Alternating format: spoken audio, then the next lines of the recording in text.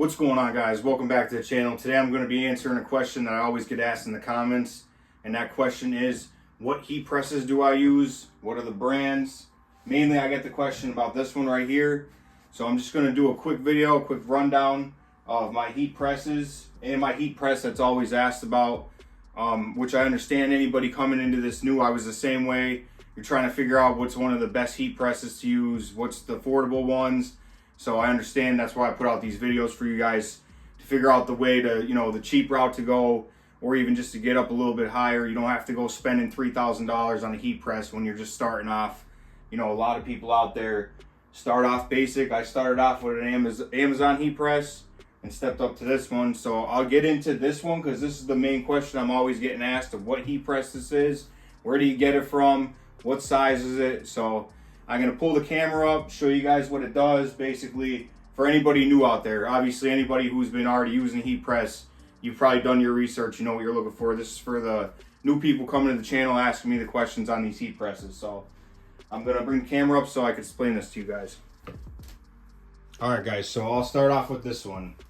This heat press is a Heat Press Nation Signature Series 15 by 15, and it's no auto open. Basically, if you want the auto open, you're going to spend a little bit more. It did not come with this Teflon on here. I actually put this on. I bought this off Temu. It has a pull-out drawer. Like I said, it's 15 by 15. When you're starting off, it's going to be your basic size. It's very easy to use. Turn it on over there. And then it has all your settings up here. I got to leave this up. So it has a counter to count how many. And it literally, you could switch your settings. Let me see if you guys could see that. No, I'll pull you in closer so you can see that. Let me just take this off here. All right, guys, so it has your settings. Where you go, you hit this middle button here, and that's for your up and down of your heat. Hit it again, goes over to your time. Same thing, these buttons, up or down for your heat. It takes literally probably 10 minutes for this thing to warm up. It has the counter count down here at the bottom, and then it has your settings. So I have it set for 315 for 15 seconds. So that's where it stays at. That's where it's going to get up to. And then, like I said, it's very easy to use. You have this turn on switch over here. It has the pull out drawer. And it's 15 by 15. I got this Teflon paper here, or the sheet from Temu. That's just for the static, and also I don't have to keep throwing a Teflon sheet on. It's very basic. It is a very heavy heat press, and it's not the auto open. So when you clamp this down, it's not going to pop open. There's ones that you could pay extra, and it has like the auto open that it pops open for you. This one's not like that.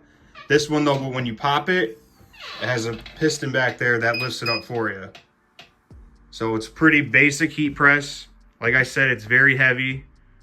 And then I have, this one is what I started off with. This is the Francer Studio. I don't even know if I'm saying that right. I don't even have this one on, but this is my Amazon heat press. Same thing. This one has a spring though. There's no pull-out drawer on this one. It's a 15 by 15.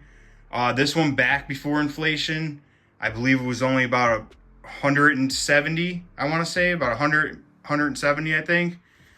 I'll leave the links to this stuff for what today's prices are. But same thing, your temperature settings over here, your time, all that, and your pressure knobs up here. Also, I forgot to tell you guys on this one, your pressure knobs right here on this one. So the pressure knob's a little bit different on this one back here. Like I said, this one, when you're pulling it up, it's got a spring.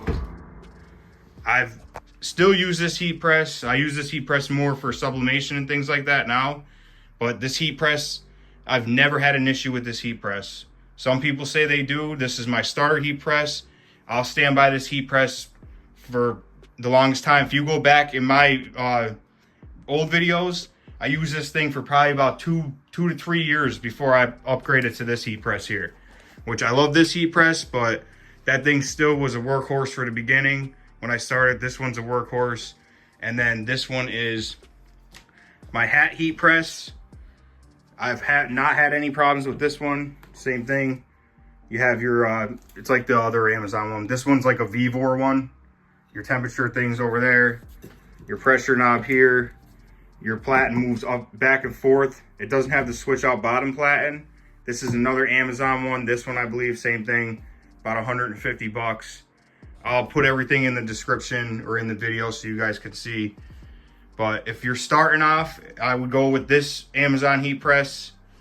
There's the name right there. It's a 15 by 15. And like I said, this is the Heat Press Nation Signature Series.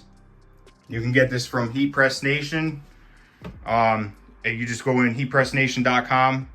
That one's Amazon. So these are all my 3 presses for everybody that's asking.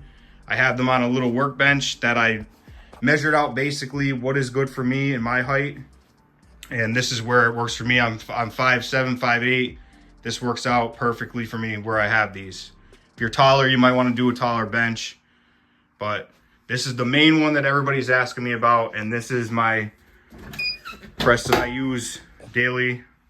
It has a timer on it, so when it goes off. But this is my daily, if I got 100, 200 shirts I do them on this press all day long. I will use this press if I need it.